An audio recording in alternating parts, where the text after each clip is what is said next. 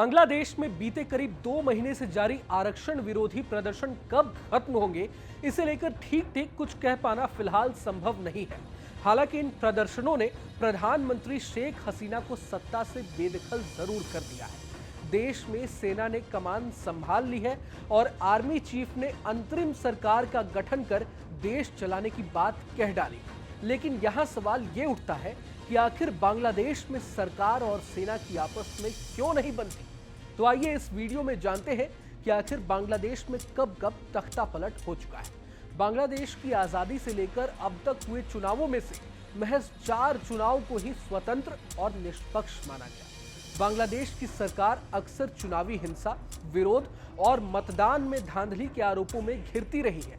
1971 में पाकिस्तान से अलग होकर बांग्लादेश एक अलग मुल्क बना। एक मुल्क के तौर पर बांग्लादेश की किस्मत पाकिस्तान से बेहतर तो रही, लेकिन राजनीतिक हालात लगभग एक जैसे ही रहे। पाकिस्तान से अलग होने के बाद 7 मार्च 1973 को बांग्लादेश में पहली बार आम चुनाव हुए। बांग्लादेश की आजादी की लड़ाई लड़ने वाले शेख मुजीबुर रहमान की अध्यक्षता में आवामी लीग ने चुनाव में एक तरफा जीत दर्ज की। लेकिन देश में जनता की सबसे ज्यादा पसंदीदा पार्टी माने जाने के बावजूद आवामी लीग पर चुनाव में धांधली करने और विपक्षी नेताओं के अपहरण की साजिश के आरोप लगे। 15 अगस्त 1975 को बांग्लादेशी सेना के कुछ जूनियर अधिकारियों ने शेख मुजीब के घर पर टैंक से हमला कर दिया था। इस हमले में मुजीब सहित उनका परिवार और सुरक्षा स्टाफ मारे गए थे। हालांकि इसमें शेख हसीना और उनकी बहन शेख रेहाना की जान बच गई थी। इसके बाद काफी समय तक बांग्लादेशी सेना ने देश की सत्ता संभाली। 1978 और 1979 के बीच पूर्व सेना प्रमुख जिया उर रहमान के नेतृत्व में बांग्लादेश में राष्ट्रपति और संसदीय चुनाव हुए। जिया उर रहमान की बांग्लादेश नेशनलिस्ट पार्टी यानी बीएनपी ने तब भारी बहुमत हासिल किया था, लेकिन साल 1981 में जिया उर रहमान की भी हत्या कर दी गई। हालांकि इसके बाद उनके डिप्टी अब्दुस सत्तार ने देश की कमान जरूर संभाली थी, लेकिन ये सरकार भी अपना पूरा कार्यकाल नहीं पूरा कर पाई। तब बांग्लादेश के सेना प्रमुख रहे हुसैन मोहम्मद इरशाद 1982 में तख्ता पलट करके सत्ता पर काबिज हो गए थे। 1988 में हुसैन मोहम्मद इरशाद को सत्ता से हटाने की मांग को लेकर बांग्लादेश में एक बार फिर बड़े विरोध प्रदर्शन हुए।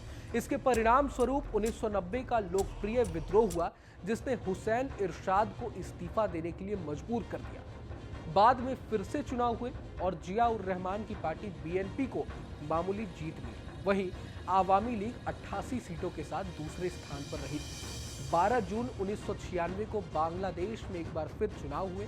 इस बार करीब 75% मतदाताओं ने अपने अधिकार का इस्तेमाल किया और निष्पक्ष चुनाव माना गया। अपने पिता की खोई हुई विरासत को संभालने के लिए शेख हसीना ने लंबी राजनीतिक लड़ाई लड़ी। आखिरकार 1996 में वो पहली बार बांग्लादेश की प्रधानमंत्री बनी। उनकी अगुवाई में आवामी लीग ने 146 सीटें हासिल की, वहीं विपक्षी बीएनपी ने 116 सीटें जीती थी। शेख हसीना ने पूरे 5 साल सरकार चलाई, लेकिन साल 2001 में हुए चुनाव में उनकी पार्टी हार गई। तब बीएनपी ने चुनाव में भारी मतों से जीत हासिल की थी और सरकार भी चलाई थी, लेकिन इसके बाद 2006 में होने वाले चुनाव तय समय पर नहीं हो पाए। करीब 2 साल तक बांग्लादेश राजनीतिक संकट के बीच घिरा रहा।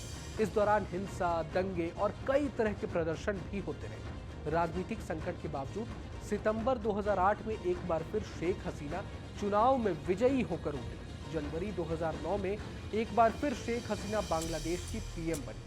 बीते 2 दशक में बीएनपी एक भी चुनाव जीत नहीं पाई, लेकिन अब बांग्लादेश में राजनीतिक उथल-पुथल चरम पर है। आरक्षण की आग से जलते बांग्लादेश में शेख हसीना का विरोध इस कदर बढ़ा कि 5 बार की प्रधानमंत्री को आनन फानन में देश छोड़कर भागना पड़ गया।